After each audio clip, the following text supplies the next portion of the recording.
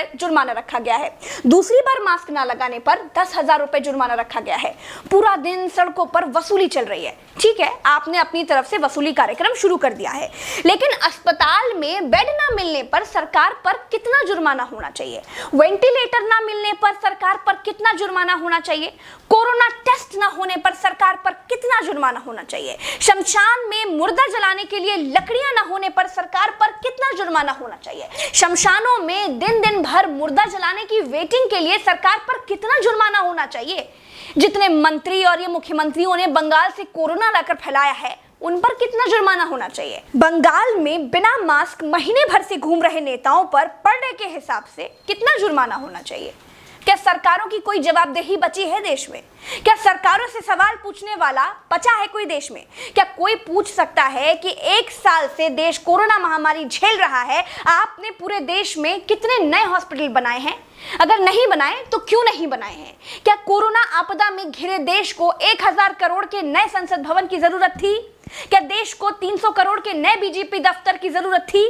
क्या देश को तत्काल 1100 करोड़ के राम मंदिर की आवश्यकता थी? मंदिर के लिए चंदा मांगा जा सकता है तो हॉस्पिटल बनाने के लिए भी सरकार चंदा मांग सकती थी, लेकिन अस्पताल बनाने की नियत नहीं थी। मूर्ति बनाने की नियत थी तो बना दी।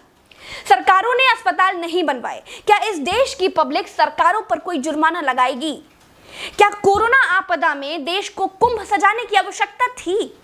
क्या देश को कोरोना महामारी के बीच बंगाल चुनाव में रैलियों की आवश्यकता थी? नहीं थी। देश को अस्पतालों की, डॉक्टरों की, कोरोना की दवाइयों की जरूरत थी। कुछ दवाइयां बनाई भी तो वाहवाही के चक्कर में विदेश भेज दी।